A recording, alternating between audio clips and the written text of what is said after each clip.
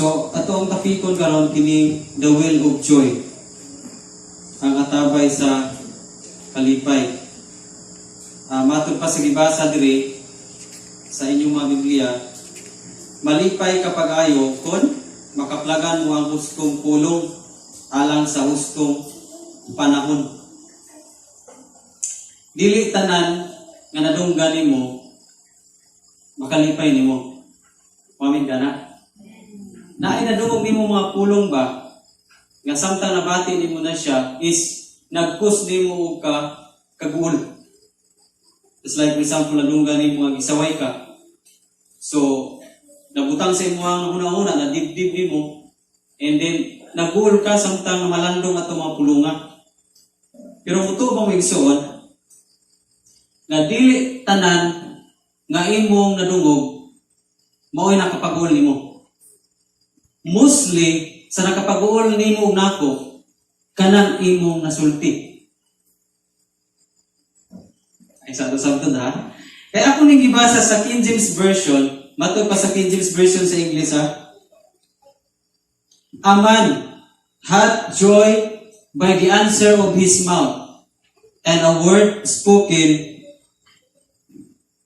in season, in due season, how good is it? Sa Bisaya pa sa laing translation ba? Sa King James Version, ang usa ka tawo may kalipay diha sa tubag sa iyang bakbak. Sa gibasa kanina, malipay kapag ayaw kung makaplagan mo ang hustong pulong. Pero sa lain nga pagkapinulungan, akong gitanaw, ang usa ka tawo may kalipay diha sa tubag sa iyang bakbak. Sa tupag, kanang imong gipagula sa imong bakbak, makakos na nimo kalipay ug kaguol. Ito ay ginikanan nga nagpukaw sa iyang anak. Ay nalit na mga brambado.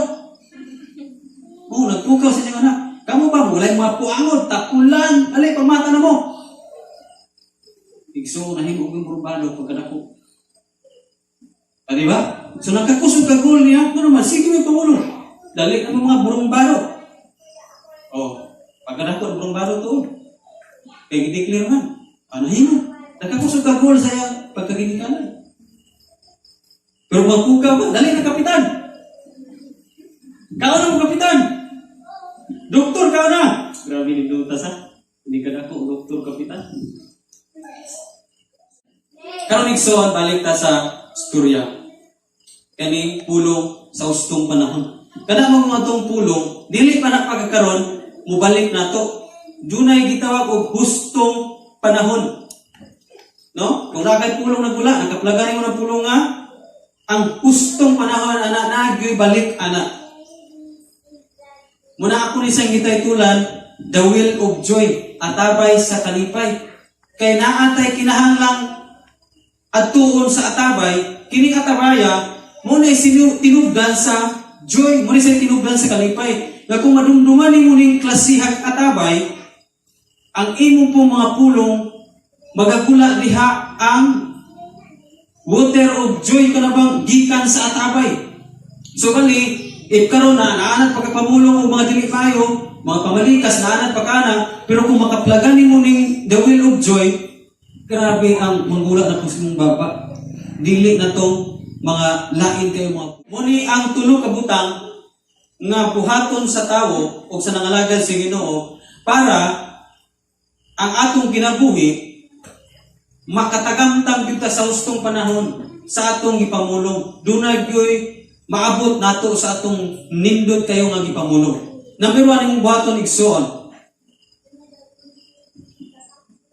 Kinahanglan nimo masabtan diay, dili mo buhaton. Kinahanglan sabto nimo. Kanang wadto kas atabay. Di ba ang atabay dili na siya mahimong atabay kung wala kalutan. Ikalot yun na siya. So number 1, there is joy in digging God's word.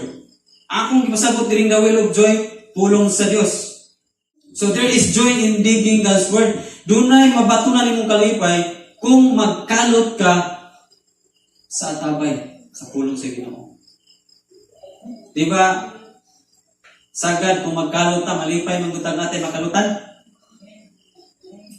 Dili itong mangalot ka sa mga lubot, malipay ka, magkalot ng lubot. Kaya bang magkalot ka mga salagon, nya makakita kas imong tumo nga mo gini sa Laguna. Lipay kapag imaw nas unod. Just like for example sa kamuti. Taas kayong gamot ha, na may kamuti taas kayong gamot. Nya imong gisurvive yun ang gamot. Pag abot itong dapit na Diyos kuan, kunga sa unod. Wow! Lang, kanindot. Samot nagdako kayo. Di ba? Naay kalipay sa dihang makita na nimo imong nakalutan. Malipay ka. Bisan sa mga minero, kanang mag-mining. Sa babaw, grabe ang kahapon nilang gigamit. Kanang, kuan kay sila sa ilang panahon sa pagdig pa lang anak, pagkalot. Pero sa dihang makita nila ang gold. Grabe kalipay. Wow! Nanagyon ang amuang ikalot. Inana ang bation, nga sa dihang mudig ka sa pulong sa Ginoo, there is joy in digging God's word. Ngano nga ang Kristohanon is mapil nato nga murag wala na tayo kalipay is pirmi na lamang kasubanan ang ato sinati. Dunay kulang. Kulang ka o pagkalot sa pulong sa Ginoo. Kalaluton ang pulong sa Ginoo. Nga kung makalot nimo ni na-enjoy imong bation. No? Tubod guni. Dili ka na magkalot o katabay, wa pa pinay tubod sa ibabaw. Sa pagkadugan nila kinalot, niguwa ang tubod. Inana ko si mong kinabuhi, ikaw o ako kinahanglang kada usa na ito mong kalot ini, mudig ta, para mapili mo ang joy na ihatag sa Ginoo. God's word. Number 2, there is joy in connecting God's word. Doon na po'y kalipay, ngayon mo mapulot, sadyang mo connect yung ka sa pulong niya. For example, nakakalot na kagatabay. Lalong na yun ay mo nakalot sa pag-alagad. Dili pwede nga wa kay connection diha para makainom ka. Kung sa may sagad i-connect diya sa bukid sa mua, nabatasan dito nga hus yun ang i-connect. Talagsara kayo mong kabuk nga magdala galon. Asagad hus yun ang hus i-connect dito sa atabay nga banga. Unya, dito tumoy sa hus, dunay sa lahan. Giputos po nang tumoy sa hus para nga ang inigsulod sa tubig, dili maapil tong mga nanglutaw nga mga dahon, kundi masalag yun ang tubig ragid puro nga nag-agas dito sa hus. Kita mo ratag hus nga nakakunik sa atabay. Pulong sa Ginoo ba? Mukunik kita ni atabay. Kita ang hus. Karon ang pangutana, dili tanang Kristyan nakakunik sa panahon sa pagsimba. Doon ay Kristyan nga sirado ang hus. Og sagpungan tong hus, di ba naman ay murag gasket diha, murag salahan, og sagpungan pag naglain diha, wa na gyud tubig nga moagi diha. Salahan man. Santo pa kung atong samton sa atong kinabuhing Kristohanon, samtang namati tas pulo sa Ginoo, close-minded ta, makahatag na nimo kasubanan. Nung sa'y close-minded, kada bang makalugas pulong sa Ginoo, sirado na yun ka. Dili ka makakunik. Ang hus, nakakunik sa tubig, ibutang nagsalahan, itagaan tag una-una sa Ginoo para sa lahon. Wa tatagay una-una sa Ginoo para siradoon. Amin na sabtan na nato, gitagaan tag una-una para sa lahon ang iyong pulong. Dili siradoon. Makunik sa na, dahil kasirado. Sakita mo na ng pulungan sirado.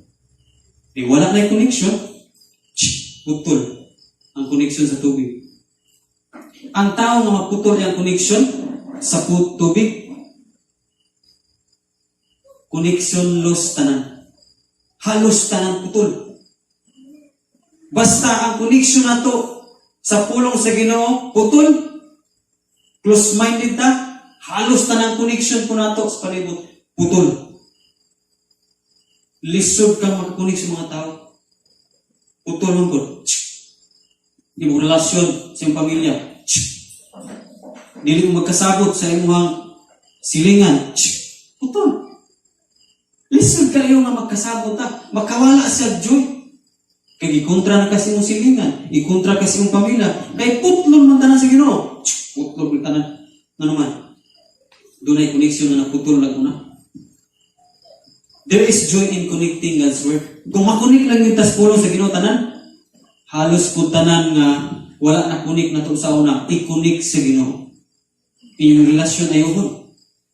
Amen. Maayo nga to relasyon, makunik tanan. Kunik kas nindot kay trabaho. No? So wala pa ka na kunik sa puno sa Ginoo, kay panigantos kas trabaho. Kay ikat niya ang tanang na koneksyon na maayo. Ang ipakunik nimo katong mga dili maayo, ikunik kas tarian. Ikunik sa sugalan. Ikunik sa inom. Halos tanang dili maayo, ikunik, makunik ka.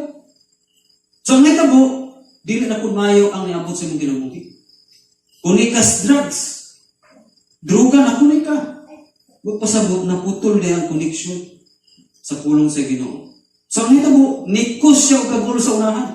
Nagtuganto, naabot sa point sa tao nga, grabe, nagbuol siya maayo. Doon ay problema, naputol na ang koneksyon sa word ni Lord. Amen? There is joy in connecting God's word. Busa, dyan si pamilya. Ayaw padalaan ng close-minded. I-rebuke ng close-minded. Ganun may close mangog ko. Ganun mangog di ko pag-correction anang pulo sa Ginoo. I-open ako niyoy. Para ma-appreciate na ako, para makatagamtam kong joy. Amen? And lastly, number 3, there is joy in preaching God's word. Grabe, kanin mo pinakanindot. There is joy in preaching God's word. Diba sa host na nakakunik sa tubig? Pag abot sa tumoy nga host, duha man na katumoy, katong ikunik dito, o katong payon sa iyong balay. Kung imong sakpungan to dito, butangan mo og kahoy para mahunong tong tubig, mas stagnant ang iyang tubig. Dili siya makapalayo og agas. Pero kung kuhaon mo tong kahoy nga nakasagpong sa hus igsoon, magsigig agay ang tubig sa hus gikan sa atabay. Nga naman, kay kanang atabay dili na mahubsan. So magsigig na nagdagayday ang iyang agay. Muna akong gingon, gitaytunan ako ni the will of joy. Kay kaning joy lagi kan sa ataba, hala padagaydayon yun na agi sa hus yan mo. And then, gusto ni Lord nga i-preach ni mo na. Gusto ni Lord nga kanay mo nakakunan sa pulong is dili ni mo taguan. Kasi panahon nga imo na siyang ipaagas, grabe, gungagan, sige no. Puno niya sige ang hus sa will of joy. There is joy in preaching God's word. Muna sa mga nakasinati o sangyaw, grabe, nakapagawas ka, mapil ni mo sulod ang tinunanay ang kalipay. Greatest joy good ay mo ma-feel. Bisan magani makahatag ra kag kwarta, di ba kana makahatag kag kwarta?